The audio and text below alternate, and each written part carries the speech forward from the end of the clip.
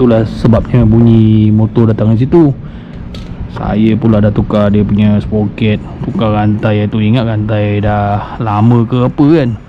Rupanya dia punya apa, dia punya bearing kat dalam ni, rumah gearbox ni. Aku tukar crankshaft ni tu Nak senyap pasal rantai tak ada.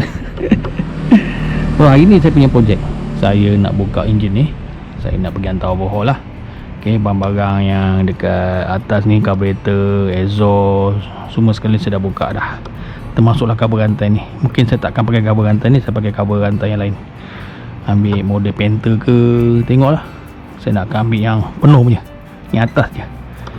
Pasal saya bawa anak saya pergi sekolah, balik sekolah. Tak nak nanti bila tak pakai minyak apa, kabel rantai kan, takut minyak nanti ni atas kena seluar dia kan. So saya nak buka enjin ni, nak turun enjin ni.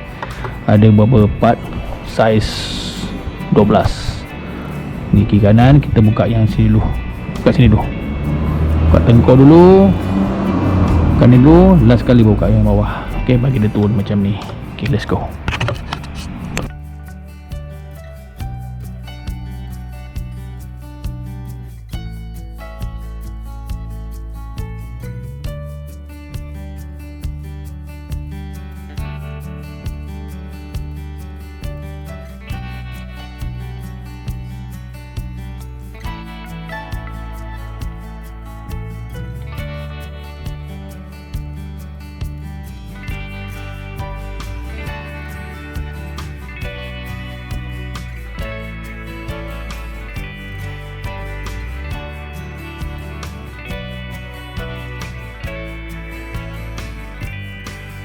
Tadi patut keluarkan tuti dulu.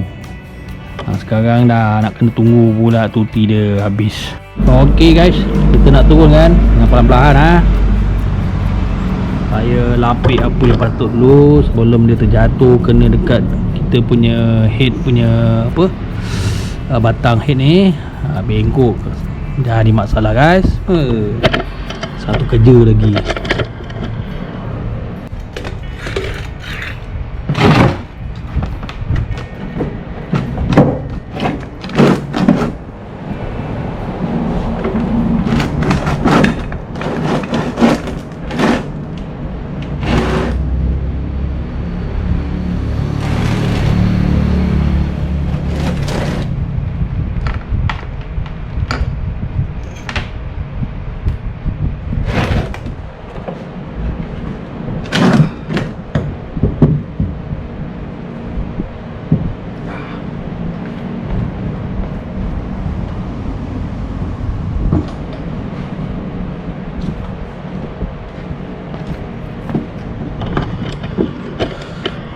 Dia bunyi pasir, ya Allah, tebal.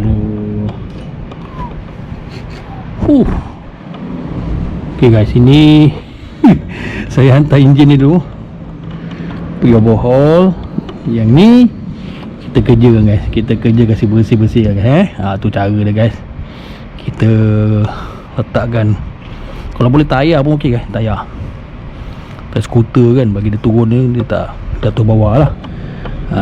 Nanti kita belajar macam mana nak masuk ke enjin pula. Ok guys, itulah saya punya video. Kita turunkan enjin RC100 saya ni. Dah siap nanti overhaul, nanti saya sambung balik video. Ok, video saya setakat ni je lah. Ok, kita jumpa lagi. Assalamualaikum, bye bye, peace.